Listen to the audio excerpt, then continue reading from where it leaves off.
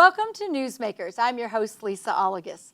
In this edition, we learn about a grant-funded organization known as AOK Youth. AOK stands for About Our Kids.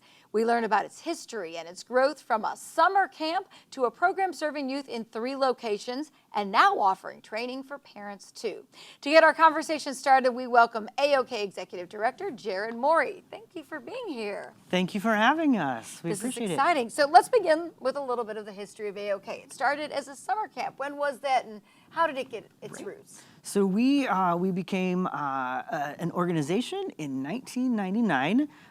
A group of individuals came to our board director actually looking for childcare, and she said, "Oh, hold on a minute. While I love kids, I don't think I'm into childcare." So we are a grassroots organization founded out of the need for childcare in Lamar that is now kind of warped into a very holistic program in Lamar, Barton County, serving now a youth development program, year-round, summer programs, etc. So, and you're not just Barton County, you've expanded even beyond that, right? That is right. So Dade County, we have multiple federal grants that we are administering, and some of those are, yes, leading us into Dade County and the city of Jasper. So tell me about these grants. So you're a grant-funded organization primarily. Primarily, yes. And donations. Correct. Since 1999, we've taken a look at kind of I want to say the needs that kind of our youth are facing, some of the challenges and whatnot. So we've did a whole lot of different things per se. We currently we have 3 federally funded grants dealing with substance abuse and mental health. And that's kind of where, I guess, the heart of our grant-funded program is. Then we have an after-school program at Nathan's Place and the Wolf Building. And those are actually, those are donation and self-pay programs that we have going on. So where are those located? You have Nathan's Place. Where is that? Correct. Tell us about it. So we have Nathan's Place located at 1005 Gulf Street, right on the Lamar Square. So kids are able to walk from the schools to Nathan's Place. We host primarily 6th grade through 9th grade, but the program is for 6th through 12th grade. We offer all kinds of programs. We have we serve evening meals during the school year. During the summer, we have a breakfast, lunch, dinner, snack that is provided. Anywhere from youth development activities in the forms of character education to healthy lifestyles, substance abuse, etc. So the grants, are those from like the national health groups? Where are you connected to? And what, I guess, is sort of the mission of those grants? Because you have to be very specific in your goals, right? Absolutely. So we are very fortunate. We have a CDC grant that is a drug-free communities grant. We were a year 1 through 5 recipient, and currently we're a year 6 through 10 recipient. We're in year 7 currently, so we have a few years left to do some really good things with that. SAMHSA, we have mental health, substance abuse. We have a mental health grant through them, as well as HRSA. And our HRSA grant is a 3-year initiative. It's a $1 million initiative to combat the effects of opioids, morbidity, etc. So these are all serious issues that our kids are facing. And obviously you have to prove to get a grant that there is a certain issue in your community. Right. How devastating can this be, and what is the mission of your overall mission when you're trying to help these kids? Absolutely. So I think when we really get down to it, all of our kids, no matter where we are facing the same needs. One of the things in grant world that we've really noticed is we compete a lot with large metropolitan, large cities, etc. All 3 of the grants that we currently have are rural-based and rural-focused. So the HRSA grant is a rural opioid epidemic, which focuses on. So, we've lost loved ones in our own community. We've lost in our own families, in our schools, etc. And really it was, if this can happen to me and my family and to you and your family, this can happen to anyone. And as we started looking, these things were happening right in our hometowns, our home communities. Mental health, as we know, huge issue, the same thing. So really we looked at the statistics, we looked at the stories, and now it was time to do something. And so that's kind of where we sprang into action. So let's talk in depth about some of your programs, and your staff has a certain variety of training on lots of those youth issues. Explain the areas where you can help, and where you, like, how do you help train? Is it a preventative model to helping youth avoid using drugs and alcohol? Absolutely. So we kind of use a holistic approach. We want to use a prevention model. We want to catch kids, individuals, as early on, of course, as we can. So we want to put in a great initiative for education. We really want kids, adults, everyone to be educated on what these substances really look like, what they do, how they affect you, your body, and then your families and your friends, etc. We want to make it a community approach too. So we're also offering community reporting systems in the community. So there are iPad stations. There are different places within the communities where you can use what's called the P3 app. It's a you report anonymously, basically. Oh, okay. There's no tracking. We know a lot of people don't want to report because of different fears and whatnot. This is 100% anonymous. So we've used that approach. Like I said, we're working in schools and communities, teaching the life skills training, ways to say no, ways to be assertive. We know that just saying no doesn't always work. That was a really old campaign. We're talking back in the Reagan area of just say no. And that's hard when it's peers pressuring each other. So having these, programs where kids can go to a certain place. So what's besides Nathan's Place? What's the other name of your other facility? The other facility is the Wolf Building. It is at 801 East 12th Street in Lamar. It deals with kindergarten through 5th grade young people. Parents, caregivers, etc., loved ones also receive the same services. So kids are receiving the prevention messages as well as the meals and the wraparound services. So when they come to the Wolf Building, give us an idea of what the kids would do when they get there, and what are some of the activities they do. So it's fun, but also a learning experience. Absolutely. So the kids get there, they kind of sign in, they clock in. We try to do everything within a youth development component. So everything is done with a reason and a purpose behind it. So even as little as the kindergarten age, all the way up through 12th grade, we have them clocking in, learning business skills, clocking out. From there, they engage in stations and activities. So a lot of them are self-guided. So we want our young people to be able to take initiative on their own, to follow directions, to learn how to get along, etc. And we can do that in a variety of ways. Simple as we've got the board games, we've got the things of today's culture, video games, etc. And again, there's stations and there's a buzzer that goes off. So after 15 minutes of this station, they don't get to hoard the Xbox. You cannot hoard the Xbox or the iPads. The iPads. Oh yes, the iPads. Which are probably very popular. Absolutely. But do they also find it to be a safe space? Yes. I always kind of laugh when parents come and the kids say, but just 5 more minutes, or why did you pick us up? Why'd you pick us up early? And, parents are like, well, there's only 5 or 10 minutes left. and when we look at that, this is a safe space. We always say we don't want to be anybody's parent, but we do want to be everybody's safe place. And we do want to be a place of inclusion. Not all young people we know have safe adults that they can turn to, and we want AOK in all of our staff, whether they're at the Wolf Building or Nathan's Place. We want all youth to know that we are safe people and we're here to listen to them. We'll keep them safe. Safety looks different in a lot of different ways, and we do explain that to our kids But everything that we do want to keep them safe. Yeah. So you offer daily dinners, right? Mm-hmm. So where does that food come from? Who's your support network that makes that happen?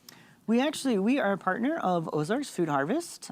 It is the food bank of the Southwest here.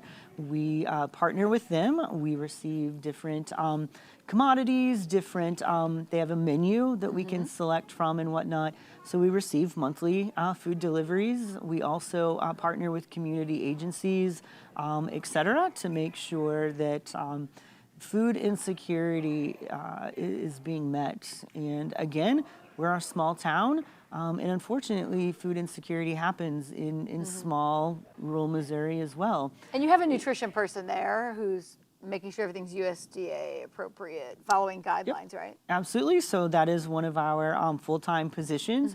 We make sure that all of the nutrition programs.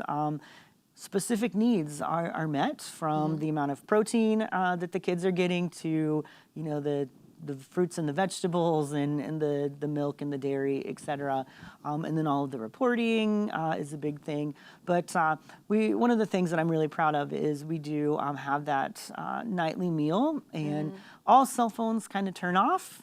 Everybody comes together and we have a nightly meal. It's kids and their parents? Or just Parents are welcome. Traditionally, typically, it's just the kids. But we love to have parents or grandparents or whomever that individual is living with or whatnot come in, enjoy a meal with us, sit down, have a conversation. So many kids are like, "You want us to talk?"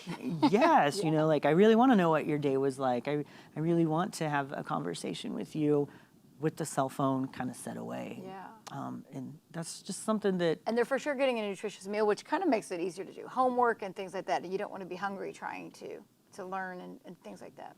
Absolutely. One of the things that we do when the kids get to the AOK is there's a check-in, and the kids come in and they place kind of how they're feeling. It's a daily check-in.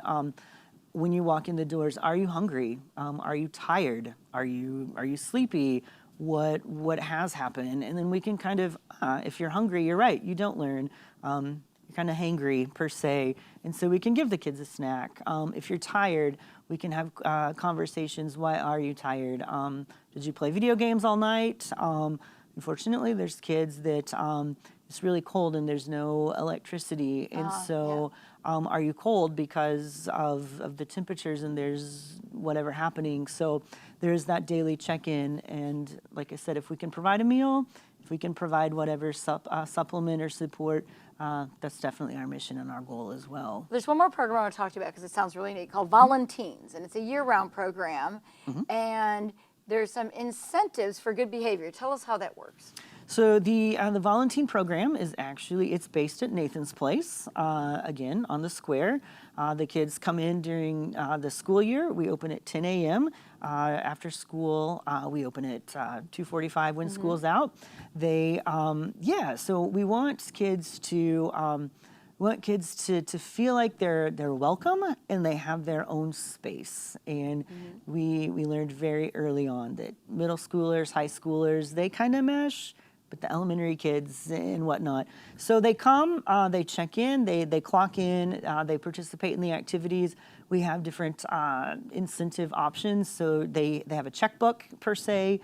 They receive AOK bucks for being at the program, participating in different activities, different levels of engagement, et cetera. And then they keep that in their checkbook when they have enough AOK dollars. There's an AOK store. You can go in and buy anywhere from a can of soda to anywhere from large items, iPads, different things. So kind of start out small. Some like to save, some kind of like to daily spend, etc. But we want kids to really learn from being with us, but yet for it to be relevant and have opportunities kind of in real life. How many kids are in your after-school programs? What are your numbers? So the Wolf Building is a state license program. It is capped at 35. Okay. The volunteer program runs on average around 35 to 40 kids as well. It depends on kind of what sports activities are going on, what the weather is per se. But 35 to 40 is a pretty good daily routine. So, and then you have an in-school program as well, and we're going to take a look at that. You let us take it. Tell us a little bit about your goal with the in-school program before we go to our video. Absolutely. So we have partnered with area schools, Lamar School District, Jasper School District, which is, I believe, will be on the video. We want to talk to kids and we want to reach kids, as we said, to teach them different ways to avoid risky behaviors, behaviors that sometimes lead us down paths that we don't want to talk about.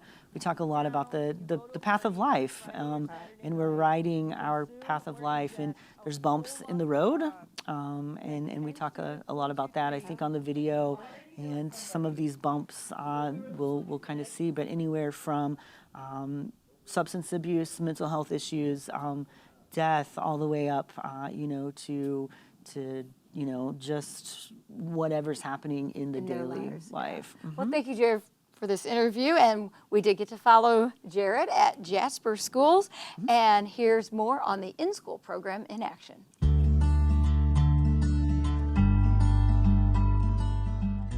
Has anybody heard of fentanyl? Everybody's heard of it. How many of us believe fentanyl's in our community right here in Jasper, Missouri? Jared Morey visits with Jasper, Missouri students, where grant funding allows him to deliver a message about the dangers of drugs and alcohol. This added voice helps teachers share life lessons with students who often have questions. And they're looking for ways to be able to figure out how to handle different situations that their parents aren't talking to them about, or they're not comfortable talking with their parents. It's absolutely necessary to be able to have somebody like Jared who can give them the real answers and just talk about real life. That would be 100% of you in the 7th grade already know somebody.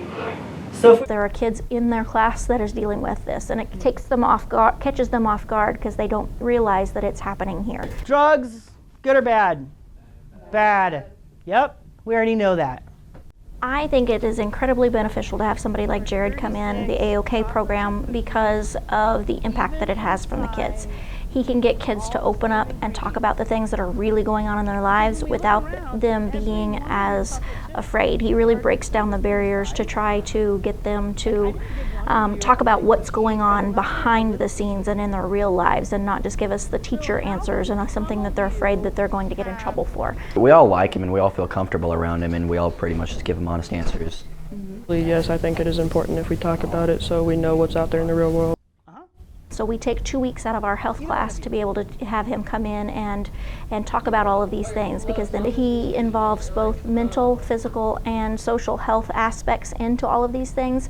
Since he's talking about choices, he's talking about drugs and alcohol, he's talking about mental health issues with them at all points, and figuring out how it impacts them on the choices that they make for their life. I think, like me, I took it to heart. I can definitely learn from it, but some other people, they might just blow it off like they don't care about it and they don't want to listen. We have kids here in the junior high and high school that have threatened suicide and be able to do those. We had, an accidental death this fall. Part of the lesson is to teach students how to handle peer pressure. Oh yeah, the temptation is very real. It's hard to resist doing it. I'm sure that it can definitely change some people's decisions about the decisions that they make within all the stuff that we've been talking about. It actually opens a lot of parents' eyes as well, because so many of the parents don't realize what the kids are doing, because they will ask me, are you going to be talking about this topic?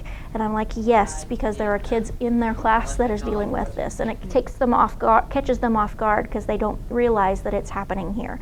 A lot of times it's the parents that don't see that it's hitting quite as close as home. And so, once they find out, it actually branches out and opens up communication in the community as well. It's not just in the classroom where students get extra guidance from AOK. In Lamar, there are after-school programs in 2 locations.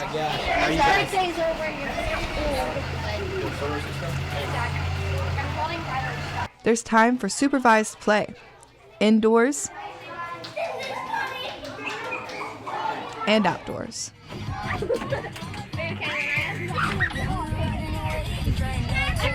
A lot of the interaction that seems to settle them down more when they get home and they're not running around and trying to climb the walls. Whether for working parents or not, this social time gives kids a little more structure and a safe environment rather than being home alone. All of these AOK services are provided to families for free.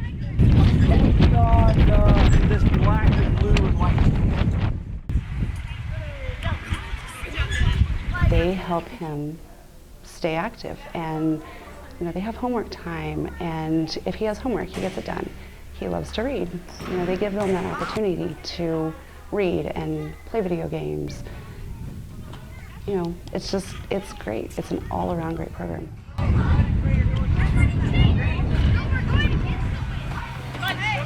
An early dinner and snacks are provided, something parents really appreciate. The kids don't have to worry, are we going to have a meal that day? During summertime, are we going to have a meal? Is it going to be a hot meal? There's some kids that aren't that fortunate to have a hot meal. And here they know they're going to have a meal, a nutritious meal. And that's nice to know. It's great. I couldn't imagine my kids being anywhere else. For Newsmakers, this is Lydia Carlson.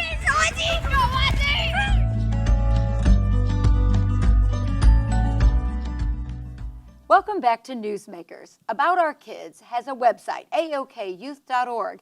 But in serving kids, the organization is also bringing help for the whole family with training programs for parents, too. Joining us to discuss that and more about AOK is Kelly Selby, the AOK Community Outreach Coordinator. Welcome. Hello. Thank you for being here. Thanks for having us. You guys have a lot of things going, and we Yes. know that helping kids sometimes requires helping the family as a whole and Absolutely. parents in setting an example. Yes. So let's begin with one of your programs, Love and Logic. Yes, so Love and Logic is our parenting, one of our parenting programs, and it's kind of a way to get parents involved. How can we relate to our kids? How can we have those conversations so where it's not so much just the parent enforcing the rules, but how can we have incentives? How can we, help them with the daily struggles of life while also maybe trying to understand them a little bit better? So I think it's very good for the parent and the child to try to be on the same page.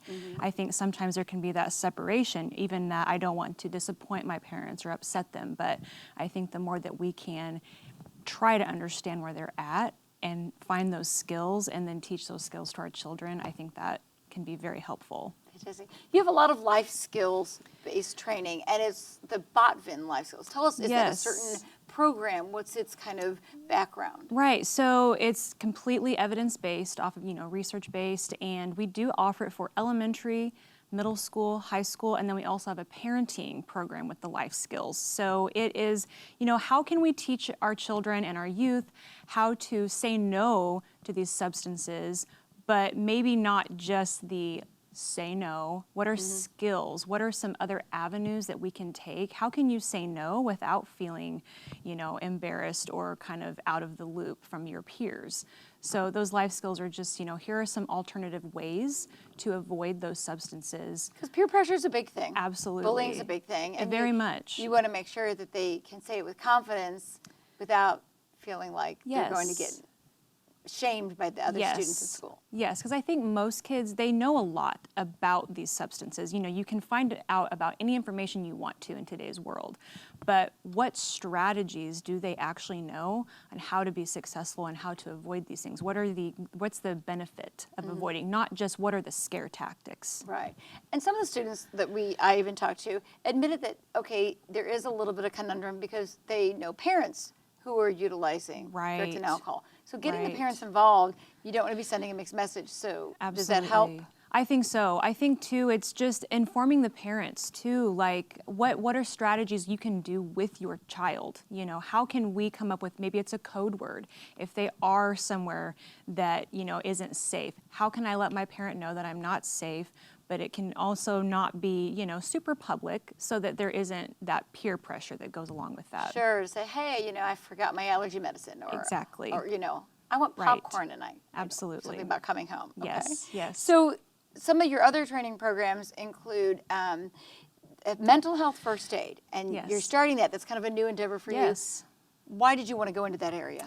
Well, I think it's very clear that mental health right now is very prominent. You know, it's been stigmatized for a long time, but I think finally people are starting to understand that you are not alone, and we all have some type of mental health struggle that we experience throughout our life. And I think the point of the mental health first aid training, it kind of goes along with, if you get, you know, certified in first aid, you aren't the doctor, you're not necessarily the professional in the medical aspect of that, but you are able to help somebody in a moment, you know, where maybe you're noticing something's going on. How can I recognize those signs and then point them to that professional help if they need that?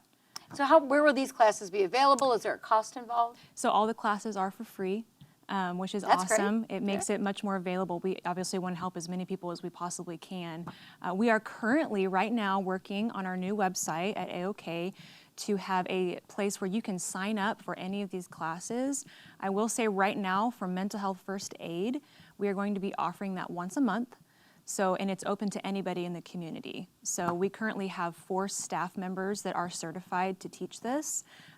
So you will have options once a month to choose and, you know, sign up and we'll get you certified. Are some of the other ones, do they require a little more of a commitment, say the life skills classes or the Yes. love and logic? It's not just maybe a one-time visit. Right. So each of those are about 7 sessions, I would say 7 classes. Something we've talked about is in the summer. You know, everyone's really busy in the summer, so the commitment of getting to maybe 7 sessions can be a little daunting for people. What we've talked about doing is doing some kind of incentive program with that. So if we offer 7 sessions in the summer, if you're a parent and maybe you can only get to 1 of those sessions, you know, we want to congratulate you for even making the effort to get there. So we're working on incentives for those programs. That'll be great. Why is it critical to have parents on the same page as the kids? I mean, they're getting a message from you guys at school. Right. Why is it Right. important to get them the same? I think it's easy sometimes to feel a little bit of that separation between a child and a parent, because obviously as a parent you want the very best for your child, but it's scary because there's that aspect of disappointment and you're afraid you're going to get in trouble. So I think the more that we can inform parents, what are your kids actually experiencing?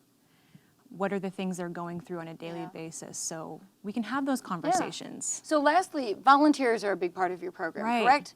How can they help? What can they do? And how do they sign up? Right. I mean, there's so many different avenues. Honestly, we would love to have anybody who would want to volunteer. Maybe that's cooking a meal for our students at Nathan's Place. You know, maybe it's coming and doing a craft, or you maybe have a skill that you want to offer to our kids. So really, I think it's just, if you want to contact Jared or I, 682-602 is our phone number at AOK headquarters, and we would absolutely love to have a conversation. And AOKYouth.org. And AOKYouth.org, yes. All right. Thank you, Kelly Thank you Selby, so for joining us much. today. Well, that's all for this edition of Newsmakers. I'm Lisa Oligas. Thanks for watching.